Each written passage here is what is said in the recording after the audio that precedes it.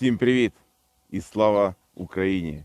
Я Дмитро Антонов, і ви на моєму каналі, а я з України. 59-й день войны, Украина сражается.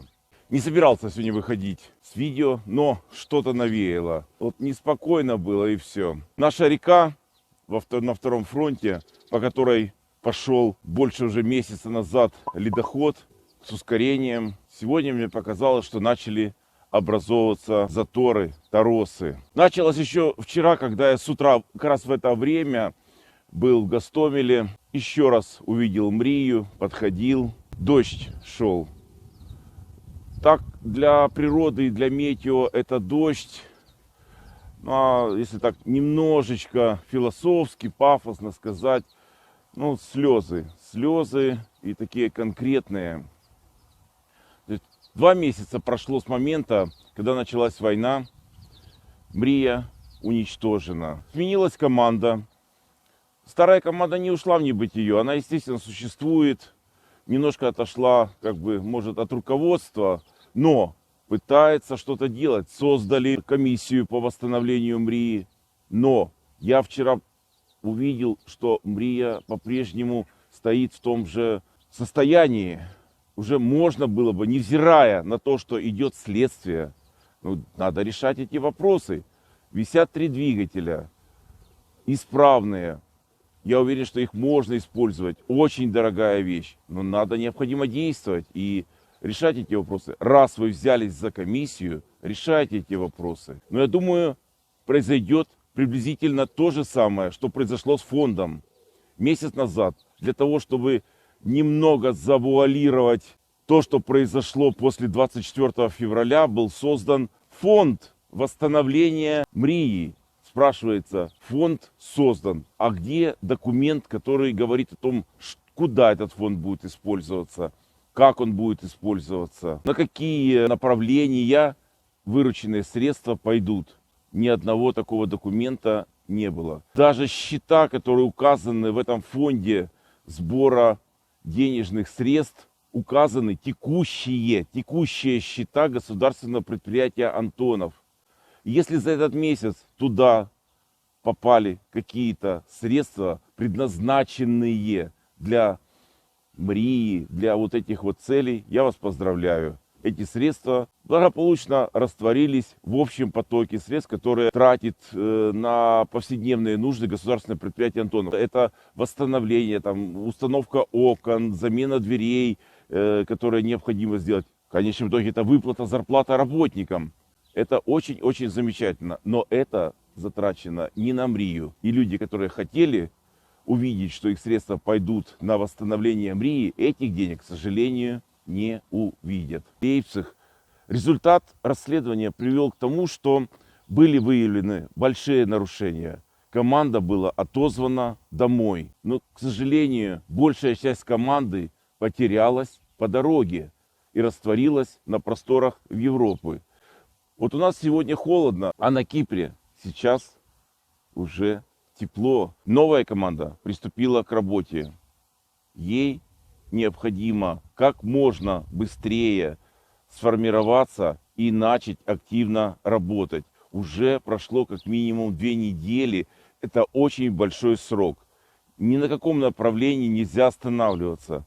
Если видим, что где-то какие-то происходят задержки, неправильные действия, необходимо действовать решительно.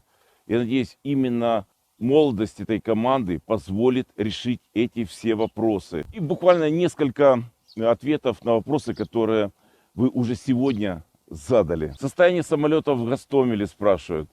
Я уже не раз говорил, но вы видите, Мрия в тяжелом состоянии. Самолет Ан-74 уничтожен еще в первый день, 24 февраля. В начале марта уничтожен был Ан-26, уже без ракет, без бомб, а просто на земле был сожжен. В это же время был сильно поврежден самолет Ан-22. Самолет сильно поврежден, прострелен на земле, фюзеляж прострелен и прострелен фюзеляж вверху.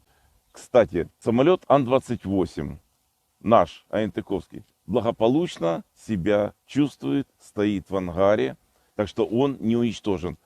А вот старая команда его списала со счетов.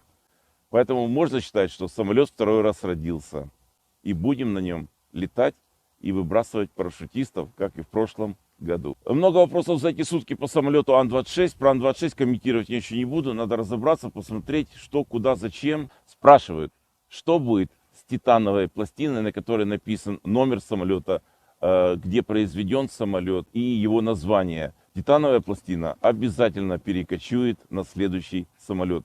Она, естественно, сохранилась. Именно для этого она и создана. Буксировочное устройство, так называемое водила или, как англичане, тоу-бар. Действительно, такая штуковина у нас на самолете есть. Мы ее с собой возим. Не имеем возможности создать много водил и разбросать по всему миру. На Руслане это не вызывает огромных проблем. То есть это дополнительные 5 минут при буксировке самолета. А вот на Мрии это значительно сложнее.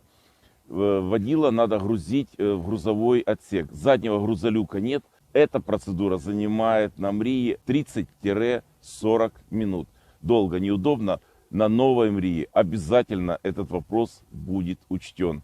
И водила будет грузиться значительно удобнее. Какие полосы нужны, какие аэродромы нужны для самолета Ан-124 и Мрии? Длина полосы как раз не имеет большого значения, потому что, например, и Руслан, и Мрия может садиться на полосы длиной 1800 метров. Это возможно, никаких проблем. Самое главное, чтобы было место, куда рулить, как рулить, и чтобы не было препятствий. Это основное требование. Если второй экземпляр будет и не будет необходимости перевозить буран, может хвост самолета переделать. Никто ничего переделывать не будет. Любое изменение во внешнем виде повлечет дополнительные сертификационные испытания и довольно большого объема. Еще вопрос от большого любителя нашего канала.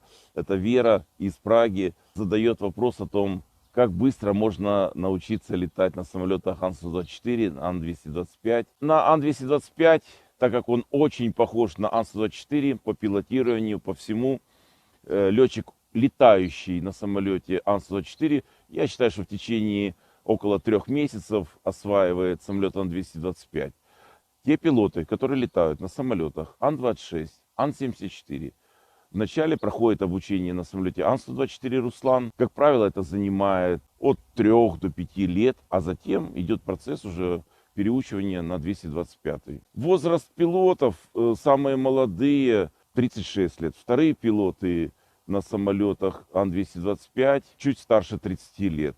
На Русланах у нас очень молодые пилоты есть, которым 24-25 лет. Поколение необходимо молодое обучать. Это наша будущая смена. Слава Збройним силам України! Слава Україні і смерть ворогам! І обов'язково далі буде.